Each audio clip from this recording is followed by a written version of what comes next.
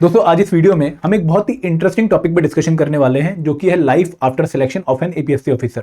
हम बात करेंगे कि भाई इस एग्जाम को क्वालिफाई करने के बाद आपकी लाइफ कैसे होने वाली है, आपका वर्क लाइफ बैलेंस कैसा रहेगा, आपकी प्रमोशंस कैसे होंगी, आपकी ट्रांसफर्स कैसे होंगी, आपकी पोस्टिंग्स कैसे होंगी, ताकि आप लोगों को क्लैरिटी मिले कि भाई सिलेक्शन के बाद हम कैसे अपनी लाइफ को एंजॉय करेंगे बीइंग एन एपीएससी ऑफिसर। तो एक ऐसी वीडियो जो कि आपकी प्रिपरेशन से भले ही डायरेक्टली रिलेटेड ना करती हो बट आप लोगों को मोटिवेट करने के लिए टॉपिक बहुत इंपॉर्टेंट है, तो आप ये वीडियो एंड तक पक्का देखिएगा। एंड दोस्तों ये वीडियो उन्हीं बच्चों के लिए है जो कि ऑलरेडी प्रिपरेशन कर रहे हैं या फिर जो इंटरेस्टेड है एपीएससी एग्जाम में। अगर आप इस एग्जाम में इंटरेस्टेड नहीं है तो आप ये वीडियो अवॉइड कर सकते हैं। एंड दोस्तों आगे बढ़ने से पहले मैं आप लोगों से ये भी रिक्वेस्ट करूंगा कि अगर आप इस एग्जाम की तैयारी कर रहे हैं और इस एग्जाम की कंप्लीट इंफॉर्मेशन एक ही जगह पे चाहते हैं तो आप ये हमारी कंप्रेहेंसिव गाइड बुक डाउनलोड करना ना भूलें। इसमें आपको सारी इंफॉर्मेशन मिलेगी regarding the exam, like decoded syllabus कि भाई एग्जाम के लिए एग्जैक्टली पढ़ना क्या है, पीवाईक्यूज वो भी सॉल्व ताकि आप लोगों को पता हो कि भाई एग्जाम में कैसे क्वेश्चन आते हैं और उनका सॉल्यूशन क्या है। And last but not the least आपको प्रिपरेशन स्ट्रेटेजी भी मिलेगी जिसको फॉलो करके आप इस एग्जाम को डोमिनेट कर सकते हो। तो ये गाइड बुक आपके लिए फ्रीली अवेलेबल है, लिंक इस वीडियो के डिस्क्रिप्शन में दिया गया है। दोस्तों अब हम बात करेंगे work life balance of an APSC officer. दोस्तों जब ये टॉपिक आता है तो कहीं ना कहीं हमारे माइंड में आता है कि भाई क्या लाइफ इजी रहेगी, क्या काम कम रहेगा, तो हम उन्हीं पॉइंट पे डिस्कस करेंगे। लेकिन सबसे पहले मैं आप लोगों को बताता हूं कि भाई आपकी प्रोफाइल क्या होगी और आपकी सैलरी क्या होगी। देखिए जब आप ईपीएफओ में एज एन एपीएफसी पोस्ट पे ज्वाइन करेंगे एज एन एपीएफसी ऑफिसर तो आपका जो एग्जैक्ट डेजिग्नेशन है वो है असिस्टेंट प्रोविडेंट फंड कमिश्नर। आप assistant provident fund commissioner level 10 post पर जाएंगे जो कि क्लास ए पोस्ट है और आपकी जो इन हैंड सैलरी है आफ्टर ज्वाइनिंग वो लगभग 1,10,000 से लेकर 1,20,000 के बीच में होगी। और आपको बहुत सारे perks like dearness allowance, HRA, travel allowance, leave travel concession, ठीक है, washing allowance, small family allowance, आपको बहुत सारे अलाउंसेस मिलेंगे। तो पैसे के मामले में कमी नहीं है, काफी अच्छी आपको रेम्यूनरेशन यहाँ पर मिल रही है, काफी अच्छी सैलरी आप लोगों को मिल रही है। बट दोस्तों अगर मैं वर्किंग टाइमिंग की बात करूं तो यहाँ पर 9:15 से लेकर 6:45 या फिर 9 से 5, 5:30 ऐसी आपको ऑफिस टाइमिंग देखने को मिलेगी जो कि लगभग 8.5 घंटे की है। और आप लोगों की जो लाइफ है वो काफी स्मूथ रहेगी। क्यों स्मूथ रहेगी दोस्तों? क्योंकि इस पर्टिकुलर प्रोफाइल पे आप लोगों का जो काम है वो कहीं ना कहीं मल्टीपल रोल्स को हैंडल करने का है और आप लोग एक तरह से इंचार्ज है, आप लोग इंस्पेक्टर हैं, आप रिकवरी ऑफिसर हैं। तो आपकी डाइवर्स प्रोफाइल है तो आपका काम जो होगा वो ईओ के काम को चेक करना होगा, एसएसए के काम को चेक करना रहेगा। आपको कहीं ना कहीं एक ऑफिस में बैठ के डिफरेंट काम्स को मॉनिटर करने की जिम्मेदारी ज्यादा दी जाएगी और जो ऑफिस टाइमिंग है उसी ऑफिस टाइमिंग में आप लोगों ने काम करना है। तो वर्क लाइफ बैलेंस में जो सबसे इंपॉर्टेंट पैरामीटर आता है वो ये आता है कि भाई क्या आप अपनी वर्क लाइफ को अलग कर सकते हैं from your family life, from your personal life.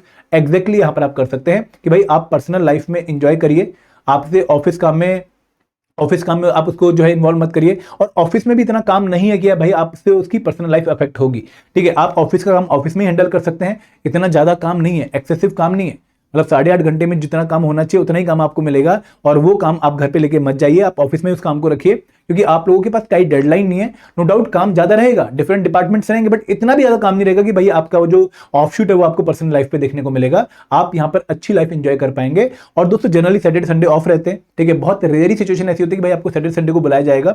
वो भी कब आएगी एक्सट्रीम सिचुएशन, जब आपको कोई एक्सेसिव जो है ड्यूटी डेलीगेट कर दी गई जो कि अर्जेंट नेचर की है, तो उस केस में आपका सैटरडे संडे वर्किंग होगा। अदरवाइज आप लोगों के 5 डेज वर्किंग है और ऑफिस टाइमिंग 8.5 घंटे के, जहां पर मल्टीपल ब्रेक्स भी होती हैं।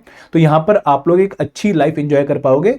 एंड दोस्तों इसको हम आगे और डिटेल में डिस्कस करते हैं कि वर्क लाइफ बैलेंस में ये भी आता है कि भाई क्या हमें ग्रोथ अपॉर्चुनिटीज देखने को मिलेंगी, अगर मेरिटोरियस मेरिट के हिसाब से इंसेंटिव देखने को मिलेंगे तो वहां पर बच्चे के माइंड में क्वेश्चन आता है कि भाई यहाँ पे प्रमोशन कैसे होंगी, हमारी प्रमोशन का टाइमली होंगी और किन पैरामीटर के बेसिस पे प्रमोशन होंगी। तो अगर मैं एपीएफसी ऑफिसर की बात करूं दोस्तों इस पोजीशन पे सबसे अच्छी बात यही है कि यहां पर आप लोगों को टाइमली प्रमोशंस देखने को मिलती हैं।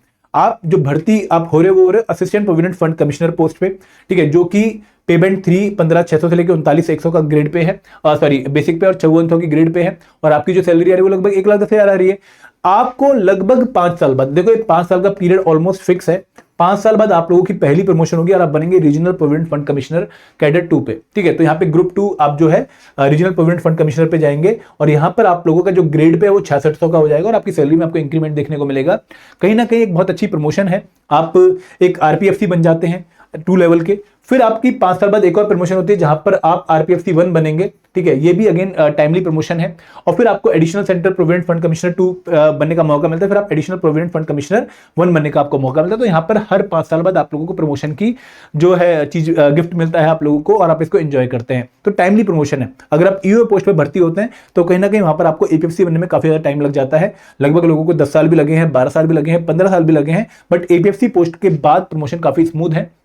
क्लास ए लेवल पे आप लोगों को रेगुलरली प्रमोशन देखने को मिलेंगे और लगभग हर 5 साल बाद आप लोगों की प्रमोशन यहाँ पर हो जाती है। तो प्रमोशन की यहाँ पे काफी अच्छी एक हायरार्की बनी हुई है और आप लोगों को टाइमली प्रमोशन मिलेगा, इसलिए आपके जो अगेन माइंड में जो स्टेबिलिटी है वो काफी अच्छी आपको देखने को मिलेगी। आप लोगों के ऊपर एक्सेसिव प्रेशर नहीं है और यहाँ पर अगेन मेरिटोरियस जो स्टूडेंट हैं उनको कहीं ना कहीं भले ही प्रमोशन टाइम से ना मिले बट उनको और बहुत सारे इंसेंटिव देखने को मिलते हैं, उनको और बहुत सारी लर्निंग अपॉर्चुनिटीज देखने को मिलती हैं। आगे बढ़ते हैं दोस्तों, अगर मैं पोस्टिंग्स एंड ट्रांसफर्स की बात करूं तो मैंने एक सेपरेट वीडियो इसके ऊपर बनाया है।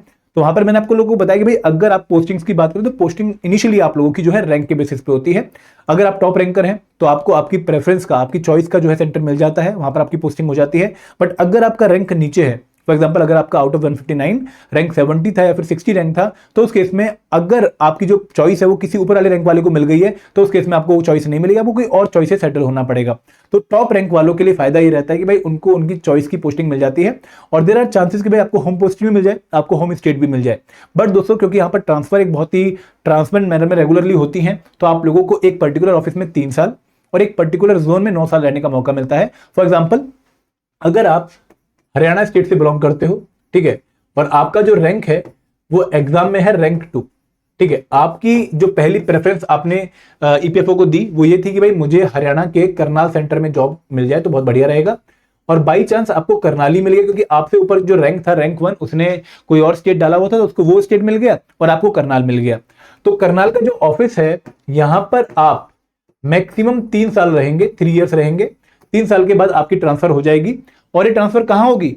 ये ट्रांसफर हरियाणा के ही किसी और ऑफिस में होगी, क्योंकि हरियाणा का जो जोन है, हरियाणा का जो एरिया है, वहां पर 4 फर्दर ऑफिसेस हैं। यहाँ पर गुड़गांव है, यहाँ पर करनाल है, यहाँ पर रोहतक है, यहाँ पर फरीदाबाद है। तो आपको करनाल इनिशियली मिल गया, तो उसके बाद जो आपकी पहली प्रमोशन होगी वो इन बाकी 3 सेंटर्स में किसी एक में हो सकती है और वो भी 3 साल बाद आपको यहां से भी कहीं और जाना पड़ेगा। तो हर 3 साल बाद आपको एक ऑफिस से दूसरे ऑफिस जाना पड़ेगा और आप एक जोन में, एक स्टेट में 9 साल तक रह सकते हो। 9 साल के बाद आपको डिफरेंट स्टेट जो है ज्वाइन करना पड़ेगा। और इसके साथ साथ जब आपकी प्रमोशन होती है तो प्रमोशंस के टाइम पे भी आप लोगों की जो है ट्रांसफर हो सकती है। क्यों हो सकती है? क्योंकि अगर आप प्रमोट होकर आरपीएफसी बनते हो तो क्या पता आपके एरिया में आरपीएफसी की वैकेंसी ना हो, जो वैकेंसी हो किसी और ऑफिस में हो, तो उस केस में आपको कोई और ऑफिस ज्वाइन करना पड़ेगा। तो यहां पर ट्रांसफर है ऑन प्रमोशन, बट किस केस में है?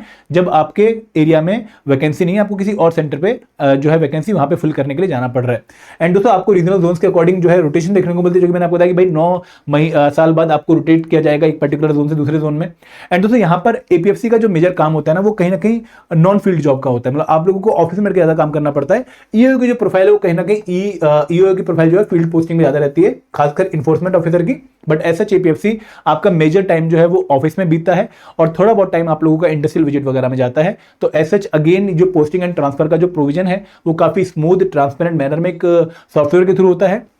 एंड दोस्तों यहाँ पर आप लोगों को ना बहुत सारी एक्सेप्शंस भी दी गई हैं। फॉर एग्जांपल अगर किसी को कोई मेडिकल ग्राउंड है, अगर किसी को कोई फैमिली ग्राउंड है, कोई स्पाउस का ग्राउंड है या कोई और दिक्कत है, तो आप लोग अपना रीजन मेंशन कर सकते हैं और हेडक्वार्टर के पास ये एक सुविधा होती है कि भाई वो आपकी प्रॉब्लम को सुन के आप लोगों को आपके हिसाब की ट्रांसफर दे दे। तो फॉर एग्जाम्पल अगर आप 9 साल तक हरियाणा में थे और उसके बाद आपकी कोई फैमिली में इशू आ गया जिसकी वजह से आप दूसरे स्टेट नहीं आ सकते, तो जब आपकी ट्रांसफर किसी और स्टेट में होने वाली थी, आपने वो रीजन मेंशन कर दिया, तो उस केस में हेडक्वार्टर उसको कंसीडर करके आप लोगों को एप्रोप्रिएट रिलीफ दे सकता है। क्लियर है? आगे बढ़ते हैं। अब दोस्तों वर्क लाइफ बैलेंस में कुछ और पॉइंट्स आते हैं कि भाई यहाँ पर जो जॉब है क्या वो इंटरेस्टिंग रहेगी, क्या मैं यहाँ पर कुछ सीखूंगा, क्योंकि वो भी एक वर्क का पार्ट है।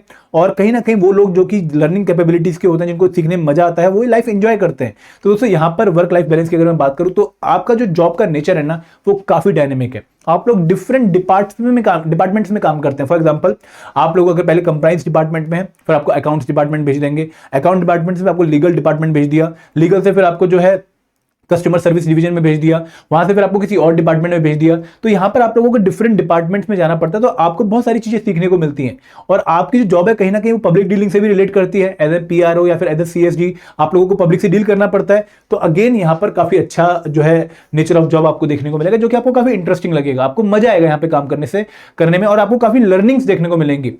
आप लोगों की जो प्रोफाइल है ना वो बहुत सारे एरियाज को फिर रिलेट करेगी। फॉर एग्जांपल कंप्लाइंस में आप बहुत सारी चीजें देखोगे, आप एग्जामिनेशंस में बहुत सारी चीजें देखोगे, तो हर चीज में आपको सीखने को मिलेगा और यहां पर मजा आता है। अगर मैं variety in job work profile की बात करूं तो आप इंस्पेक्टर की तरह नोटिफाई किया तो बाय सेंट्रल गवर्नमेंट, आप जो है एक रिकवरी ऑफिसर की तरह नोटिफाई किया तो बाय सेंट्रल गवर्नमेंट, आप लोग कई बार जो है डिफरेंट डिपार्टमेंट्स में विजिलेंस ऑफिसर की तरह जाते हो, आप लोग जब इंटरनेशनल जो ड्यूटीज पे होते हो तो वहां पर आप लोग ईपीएफओ को रिप्रेजेंट करते हो, तो अगेन आपकी वर्क प्रोफाइल बहुत जो है वेरी करती है आपके काम के हिसाब से। तो अगेन आप लोगों को काफी इंजॉय जो है यहाँ पे देखने को मिलेगा, क्योंकि आपकी जो ड्यूटी है ना वो एक पर्टिकुलर काम की नहीं, भाई डेली आए ऑफिस में चेयर पे बैठे और वो काम करके चले गए, ऐसा नहीं है। वो बोरिंग लाइफ नहीं है, यहाँ पे इंटरेस्टिंग लाइफ है। क्यों? क्योंकि भाई आपको डिफरेंट काम अलग अलग करने पड़ते हैं तो मजा आता है। एंड दोस्तों political interference, this is the best part about EPFO, कि यहाँ पर आप लोगों को किसी और की विम्स एंड फैंसीज में जॉब नहीं करनी है। नो डाउट थोड़ा बहुत ब्यूरोक्रेटिक स्ट्रक्चर है, एक हायरार्की बनी हुई है, बट उस हायरार्की में पॉलिटिकल इंटरफेरेंस बहुत लिमिटेड है, जीरो के बराबर है, क्योंकि ईपीएफओ अपने आप में एक स्टैट्यूटरी ऑर्गेनाइजेशन है, इसके ऊपर कोई और जो है एंटिटी नहीं है, तो ये खुद को मैनेज करता है। तो आपको यहाँ पर पॉलिटिकल इंटरफेरेंस से बचा काफी देखने को मिलेगा। And last but not the least, opportunities for higher growth. दोस्तों यहाँ पर आप लोगों को हायर लर्निंग के लिए मौका मिलेगा, आप स्टडीज के लिए बाहर जा सकते हो। ईपीएफओ आपको जो है हेल्प भी करता है। और जो लोग इस एग्जाम क्वालिफाई करेंगे, यूपीएससी एग्जाम की प्रिपरेशन करने की सोच रहे हैं, उनके लिए भी काफी अच्छा एक माहौल बन जाता है, क्योंकि आपके पास लोड ज्यादा होता नहीं काम का, और एक अच्छा जो है एक डिफरेंस है between your work life and your personal life. तो आप अगर यूपीएससी की तैयारी कर रहे हो तो 8.5 घंटे की जॉब के बाद आप बाकी जो टाइम है आपके पास वो डेडिकेटेडली यूपीएससी की प्रिपरेशन में दे सकते हो। और दोस्तों अगर आप अपनी ही प्रोफाइल पे ईपीएफओ के किसी काम पे हायर स्टडीज करना चाहते हो तो ईपीएफओ विल सपोर्ट यू, आपको वो फंडिंग भी देगा, आपको वो जो है हेल्प भी करेगा। तो अगेन आपको काफी अच्छा मौका खुद को ग्रो करने का यहाँ पर मिलता है। तो इसलिए ईपीएफओ एक अच्छी जॉब मानी जाती है, क्योंकि यहाँ पर एक अच्छी सैलरी है, एक अच्छी प्रमोशंस है, और आपको अच्छी पोस्टिंग्स देखने को मिल रही हैं, एंड उसके भी ऊपर आपको एक अच्छा टाइम टेबल के हिसाब से काम देखने को मिल रहा है, जो कि आपको ओवरलोड नहीं कर रहा है, जहां पर आप जो है ओवरवेलमिंग फील नहीं करोगे। तो इसलिए आपको इस प्रोफाइल को ज्वाइन करना चाहिए। एंड दोस्तों अगर आप इस एग्जाम की तैयारी कर रहे हैं तो हमने डिफरेंट कोर्सेज आपके लिए लॉन्च किए हैं। यहाँ पे सबसे पहले मास्टर कोर्स, जो कि कंप्रेहेंसिव कोर्स है for all the components of APFC and exam. ये वन स्टॉप सॉल्यूशन है आपका इस एग्जाम की प्रिपरेशन का, जहां पर आपको रिकॉर्डेड वीडियोस, आपको नोट्स, आपको क्विजेस, आपको फुल लेंथ मॉक्स, आपको वीकली मेंटर टॉक सेशन सब मिलेगा। दूसरा स्पेशल सब्जेक्ट कोर्स, जो कि उन बच्चों के लिए जिनका जीएस एंड क्यूआरई ऑलरेडी प्रिपेयर्ड है और जो चाहते हैं कि भाई IR and labour law, accountancy, social security, computer awareness जो हमने कभी भी नहीं पढ़े हैं, उनका हमें कोर्स मिल जाए, तो ये उन बच्चों के लिए है। और तीसरा कोर्स है टेस्ट सीरीज, उन बच्चों के लिए जिन्होंने एक बार प्रिपरेशन कर ली है और अब सिर्फ रिवीजन और प्रैक्टिस करना चाहते हैं, वो इस कोर्स में एनरोल कर सकते हैं। इन कोर्सेज की अगर आपने डिटेल इन्फॉर्मेशन लेनी है तो लिंक इस वीडियो की डिस्क्रिप्शन में दिया गया है। तो this is the information from my side. I hope आपको मजा आया होगा। Thank you very much. जय हिंद, जय भारत।